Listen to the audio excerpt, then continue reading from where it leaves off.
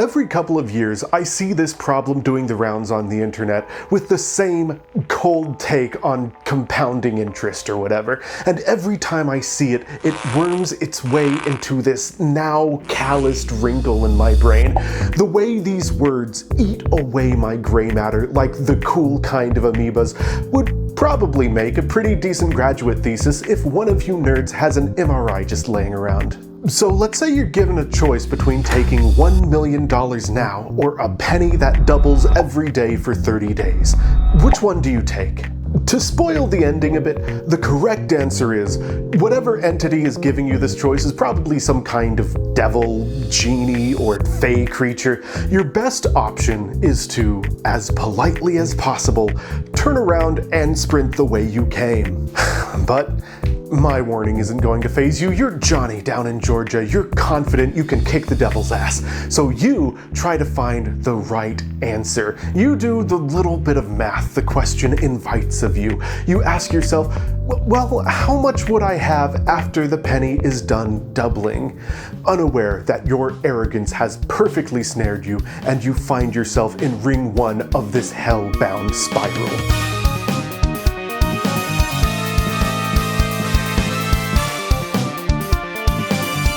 A penny doubles every day for 30 days, so it doubles 30 times, right?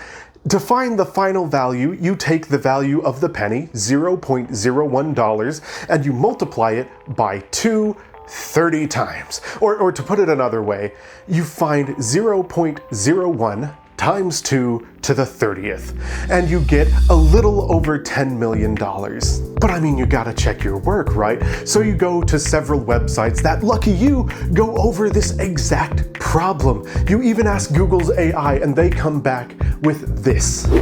Alright, so real quick, who's right here? A several billion-dollar superintelligence that was fed all the information it could find on the internet in a legally dubious fashion, or my college dropout ass? Well, I think what a lot of admittedly smarter people than me fell into was something called an off-by-one error, or a fence post error. What I think happened is something like this. They pull up an Excel spreadsheet, they put the numbers 1 through 30 in one column, and then they have the total value of pennies in the other column. And then they track the value of that penny for those 30 days. Pretty simple, right? It not only gives them the answer to this question, but also lets them track the value of the penny over those 30 days. It'd also be really easy to extrapolate out to 40 days or 50 days if you wanted to. Very handy stuff. Here's the problem. Up here where we have day one and associated with it, the 1 penny. That makes sense, right? You start on day 1 and you start with 1 penny. Well, the genie, that's who we're going to assume is doing all this, said that a penny doubles every day for 30 days. So by the end of day 1 doubling should have already happened. If I just have the 1 penny I started with, it hasn't doubled at all. I'm sitting at 0 doublings, but by the end of day 1, a doubling should have happened and you should have 2 pennies. So what's happened is this 1 is actually associated with 0 doublings, and when you get to the end at the big 30, you haven't actually doubled the penny 30 times, just 29 times, and you end up 1 doubling short. You might say this particular word problem is just ambiguous, but that's where I gotta push back a bit. Listen, this problem is full of ambiguity, and don't worry, we'll get into it, but honestly, I don't see a reasonable interpretation where this penny doubles less than 30 times. He says it doubles every day, he gives the number of days, a doubling for every one of those days nets you 30 doublings. Technically, he never said they can't double more than once per day, but I think we're getting a little too out in the weeds already. If you got the $5 million answer, you did it wrong. And a lot of people did it wrong, and Google's AI ultimately just copies other people's homework. So if most published stuff on the internet gets it wrong, Google's AI is going to get it wrong too. Anyway, you've cleverly avoided this cunning trap. That would have led you to the same answer anyway, so it didn't really matter all that much. You realize the correct answer is the doubling penny, and with your chest puffed, you give the genie your answer. Remember that ambiguity I touched on earlier? Let's talk about that. Here are some ways the genie could make this play out if he wanted to.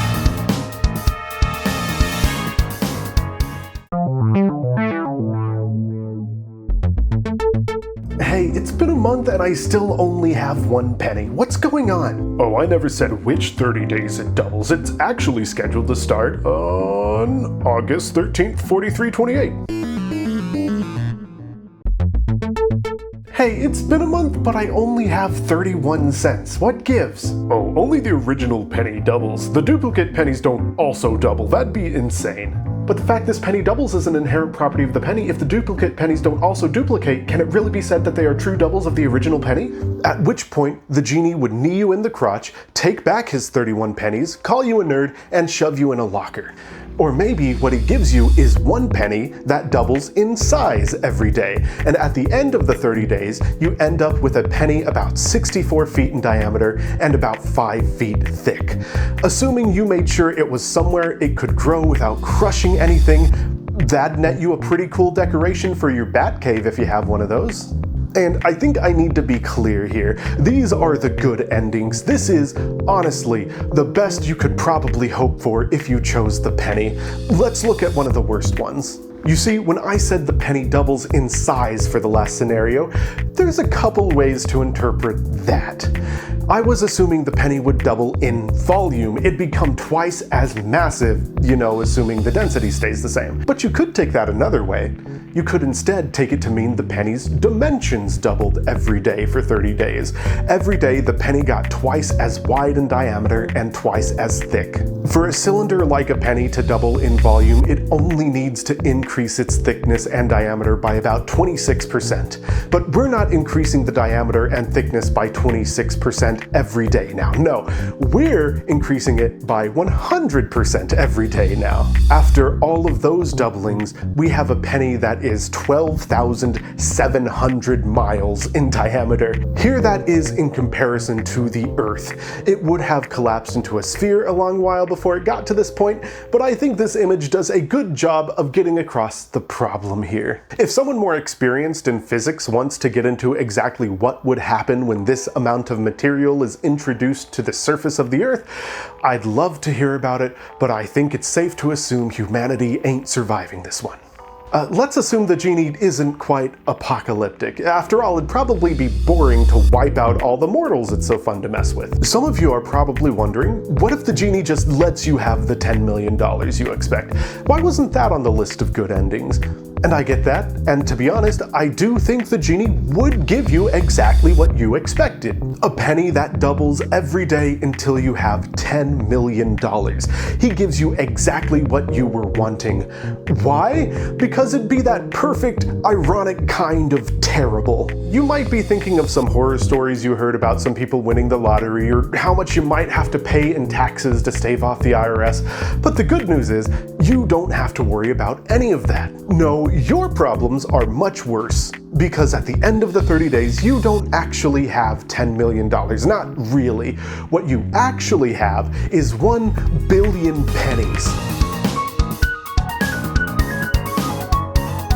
1 billion is famously a big number. There are probably hundreds of videos on YouTube that do a great job of showing the scale of 1 billion, so it is absolutely unnecessary for me to add another to that pile. But I do have very amateur blender skills, and goddammit, I'm gonna use them. So listen, if you wanted to put your pennies in one tall stack, the way your dad stacks them for the express purpose of getting upset when the cat knocks them over, you might start to get concerned once you pass the International Space Station and you realize you're only a quarter of the way through your pennies. I still don't think that gives you a good idea of just how much stuff that is, so let's instead stack the pennies into a big cube.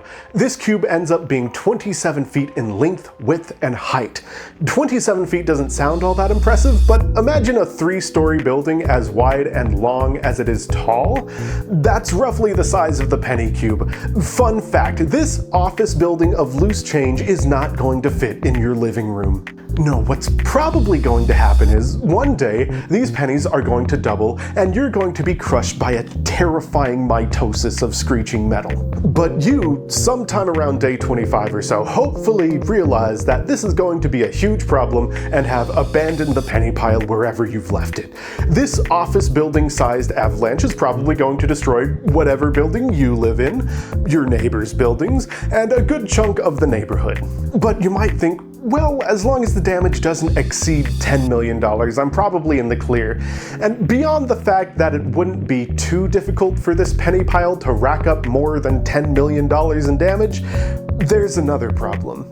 You see, a several-story tsunami of US currency appearing out of nowhere is very likely to get the attention of the Secret Service, who, when I was doing my research, I was surprised to find out is the agency tasked with investigating counterfeiting in the US. It turns out the whole reason the Secret Service was created was specifically to investigate counterfeiting, and they only added Protect the President to their task list, well, official task list, after the assassination of President William McKinley in 1901. Anyway, the agents digging through the ruins of your house are probably going to make a couple observations really quickly. Most obviously, this is a suspiciously large amount of pennies. I just didn't want to leave this fact unsaid. All of the pennies have the same year stamped on them, despite supposedly having a very decent fraction of all that year's pennies conglomerated in one place. The amount of those pennies in circulation hasn't seemed to have been affected at all. What conclusion do these observations point to? Probably the world's stupidest counterfeiting ring. How stupid? The US has invested billions of dollars in infrastructure for manufacturing currency so that they can get it manufactured as cheaply as possible. Despite this, the cost of minting these pennies is, in the current day, 3.69 cents per penny. Almost quadruple what the actual penny is worth. They have to assume you and whatever cronies you work with do not have that kind of infrastructure and have turned at least $37 million of materials and elbow grease into just $10 million of a US denomination so terrible that if you tried to pay for your groceries with them, you'd probably get kicked out of the Kroger. So the Secret Service is probably convinced that this is some kind of counterfeiting scheme, but they are probably pulling their hair out in clumps, spending late nights trying to figure out why. What goal could you possibly be trying to attain here? Are you just trying to launder money? There are a whole lot better ways that are definitely available to you if you have the kind of capital necessary to pull something like this off. Was it an economic attack by a foreign entity? Was the plan to bloat the US economy with a huge amount of counterfeit pennies? That doesn't really make sense either. There are a lot of better denominations to mass produce to try and accomplish this. The paltry $10 million of pennies isn't going to make much of a dent there. Were you trying to devalue pennies specifically so that pennies become practically useless? We're kind of already at that point with pennies. The good news is, the absolute brain-bending buffoonery at play, the idea that someone with enough resources to make a billion pennies would also have a desire to make a billion pennies, might work in your favor to get you out of trouble.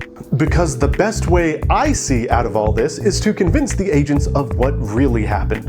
Well, maybe not the part where you told the genie to do this.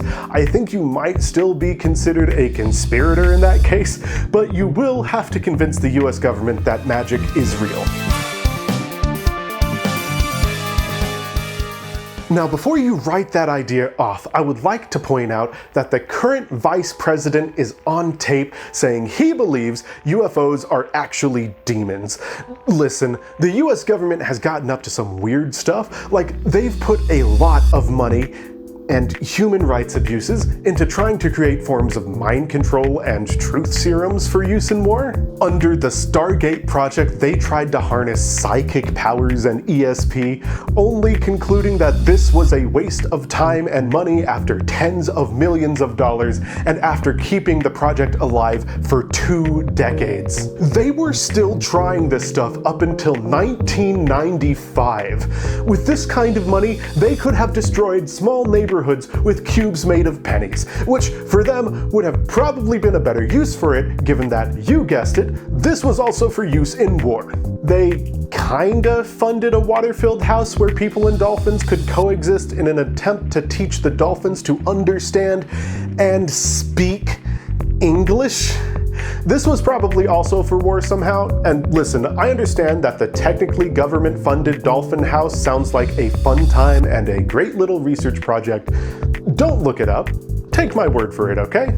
All this isn't to say that it will be easy to convince the government that magic is real. It's just to say that it is, in fact, within the realm of things the government is willing to consider. Alright, let's say you actually pull it off. You show the agents the cool selfies you took with the genie, or you just bring the guy in to testify for you, or at least the prosecution just can't find enough evidence to get any substantial charges to stick.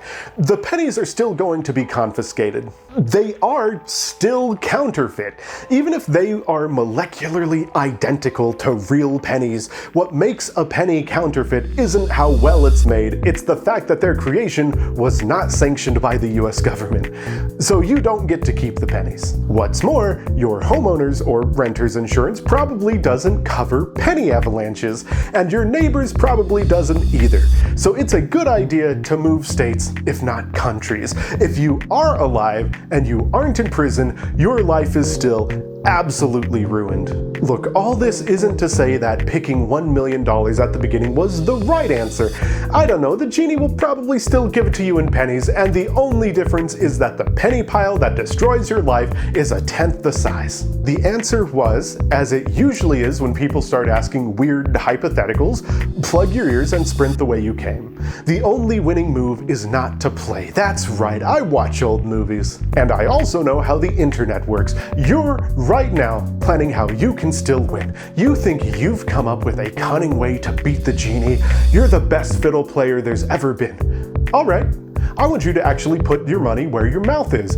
Don't eat the pennies, actually. I want you to make a slideshow as to how you're going to beat the genie and how you're going to turn the billion pennies into a boon instead of a curse. There'll be a special channel for them in my Discord in the description. The winner will be whoever I think has the most rock-solid plan, and if multiple people have rock-solid plans, whoever's plans net more money. Here's the ground rules. Whatever plan you have has to net you more than $1 million.